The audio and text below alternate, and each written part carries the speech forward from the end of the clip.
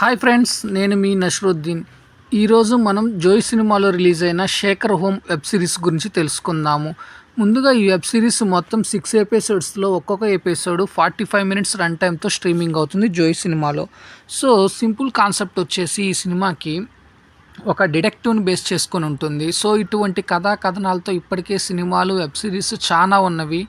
ఎందుకు ఈ వెబ్ సిరీస్ని చూడాలి, అందులోనూ 6 ఎపిసోడ్, ఒక్కొక్క ఎపిసోడ్స్ వచ్చేసి 45 మినిట్స్ రన్ టైమ్తో ఆల్మోస్ట్ 4.5 అవర్ ఎందుకు టైం స్పెండ్ చేయాలి అంటే, ఒక డిటెక్టివ్ యాక్టింగ్ ఎలా ఉంటుంది, అందులో యొక్క ఇన్వెస్టిగేషన్ థియరీ ఎలా ఉంటుందనేది ఒక కొత్త ప్యాటర్న్లో చూపించడానికి ట్రై చేశాడు డైరెక్టర్. ఈ శేఖర్ హోమ్ వెబ్ సిరీస్లో మొత్తం 6 ఎపిసోడ్స్లో ఒక్కొక్క ఎపిసోడ్ని ఒక్కొక్క రీతిలో చూపించాడు డైరెక్టర్. ఫస్ట్ ఎపిసోడ్ వచ్చేసి ఒక హత్య కేసులోని డెడ్ బాడీ గురించి అన్వేషణ, అది ఎవరు చేశారు, ఎలా చేశారు, అట్లా నా డెడ్ బాడీ ఎవరిది, దానికి సంబంధించిన విశ్లేషణ కోసం ఫస్ట్ ఎపిసోడ్ మొత్తం చూపించాడు. సెకండ్ థర్డ్ ఎపిసోడ్స్ కొంత ఎంగేజ్ చేసినప్పటికీ కొంత బోరింగ్ అని అనిపిస్తుంది. సో ఆల్మోస్ట్ ఒక్కొక్క ఎపిసోడ్ 45 మినిట్స్ రన్ టైంలో ఒక 10 to 20 మినిట్స్ పర్లేదు అనిపించిన, ఆ తర్వాత వచ్చే సీన్లు కానీ సన్నివేశాలు కానీ కొత్తగా ఏం అనిపించకపోగా కొంత స్లో నేరేషన్ తోటి చిరాకు తెప్పించినట్టు ఉంటుంది. ఇక ఫోర్త్ ఎపిసోడ్ మటుకి కిరాక్గా ఉంటుంది. ఎందుకంటే ఇది ఒక 108 ఇయర్స్ ఓల్డ్ దెయ్యం ఎలా గోస్ట్గా ఎలా మారింది, ఆ గోస్ట్ యొక్క విధానం ఏంటి, అసలు ఆ గోస్ట్ యొక్క థియరీని ఎలా డిటెక్టివ్ చేశారు, దీనిపై అన్వేషణ ఎలా జరిగింది అనేది చాలా చక్కగా ఆవిష్కరించాడు డైరెక్టర్. సింపుల్గా చెప్పాలి అంటే ఇది ఒక మంచి థ్రిల్లింగ్ కలిగించే థ్రిల్లర్ మూవీలా అనిపిస్తుంది ఈ ఫోర్త్ ఎపిసోడ్. సో ఈ ఫోర్త్ ఎపిసోడ్ చూస్తున్నంతసేపు మనకి ఎంతో ఒక ఇంట్రెస్టింగ్ పాయింట్ని మనం ట్రావెల్ చేస్తున్నట్టు అనిపిస్తుంది. ప్లస్ మంచి అవగాహన అనేది కలుగుతుంది. దీనివల్ల ఒక నాలెడ్జ్ కూడా గెయిన్ చేయగలుగుతామని ఎలా అనిపిస్తుంది.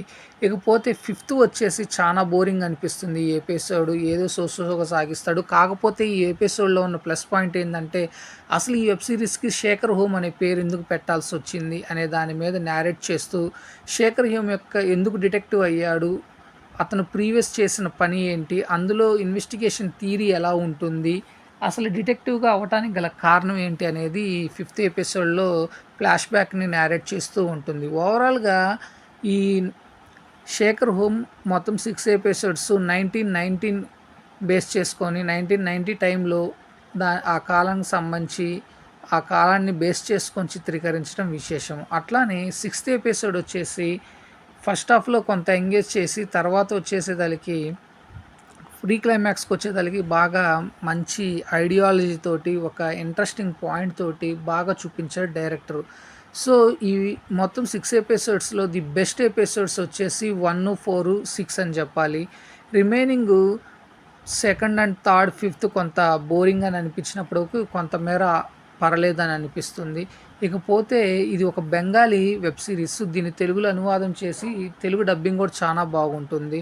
అట్లానే ఇందులో ప్లే చేసినటువంటి క్యారెక్టర్స్ కానీ ఆర్టిస్టులు కానీ కొత్తగా అనిపిస్తారు. సో కొత్తదనంతో వచ్చిన వీళ్ళని మనము ఐడెంటిఫై చేయడం కొంత ఇబ్బంది అని అనిపించినప్పటికీ, ఈ వెబ్ సిరీస్లోని కథనం కానీ చూపించే థ్రిల్స్ కానీ అట్లనే ట్విస్ట్లు కానీ బాగా ఆకట్టుకుంటాయి. దానికోసం అయితే అందరూ ఒకసారి అయితే చూడాలనిపిస్తుంది. అట్లనే దీన్ని ఫ్యామిలీతో కలిసి చూడవచ్చు అంటే చూడవచ్చు, ఎటువంటి ఇబ్బంది ఏం లేదు. టెక్నికల్ ఆస్పెక్ట్లో వచ్చినట్లయితే కెమెరామ్యాన్ కానీ, ఇకపోతే ప్రొడక్షన్ వాల్యూస్ కానీ, సినిమాటోగ్రఫీ కానీ చాలా బాగా కుదిరాయి. ముఖ్యంగా తెలుగు డబ్బింగ్ చాలా బాగా కుదిరింది. అట్లనే ఈ శేఖర్ హోమ్ వచ్చేసి ఇది ఒక బెంగాలీ నావెల్ని బేస్ చేసుకొని బెంగాల్లో తీసిన ఒక వెబ్ సిరీస్ని తెలుగులో డబ్ చేసి ఇప్పుడు జోయ్ సినిమాలో తెలుగులో స్ట్రీమింగ్ అవుతుంది. అట్లానే ఇది ఒక 1990 టైంలో కొన్ని పాత్రలను వాటి మీద జరిగే అన్వేషణను బేస్ చేసుకొని బాగా చిత్రీకరించారు. ముఖ్యంగా దీనిపై ఒక విశ్లేషణ అయితే ఉంది. షెర్లాక్ హోమ్ వెబ్ సిరీసెస్కి సంబంధించి దాని థియరీకి సంబంధించి దాన్ని కొంత కాపీ చేసి ఈ వెబ్ సిరీస్ని చిత్రీకరించారని అంటారు. సో ఈ వెబ్ సిరీస్ని మీరు చూడండి, షెర్లాక్ హోమ్స్కి రిలేటెడ్ ఉందా లేదా అనేది మీకే ఒక అవగాహన అనేది వస్తుంది.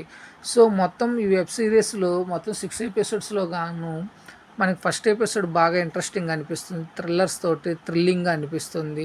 సెకండ్ ఎపిసోడ్ కొంత ఎంగేజ్ చేసినప్పటికీ, థర్డ్ కూడా కొంత ఎంగేజ్ చేసినప్పటికీ, ఫోర్త్ మటికి మంచి ట్విస్టులతోటి థ్రిల్లర్‌గా బాగా ఆకట్టుకుంటుంది. సో ఫ్రెండ్స్, నేను ఇచ్చిన రివ్యూ అనేది మీకు నచ్చినట్లయితే నా ఛానల్ సబ్స్క్రైబ్ చేసుకోండి. నా ఛానల్ పేరు వచ్చేసి టీఎస్ఎం బ్లాగ్. Thank you. నేను మీ నశ్రుద్దీన్.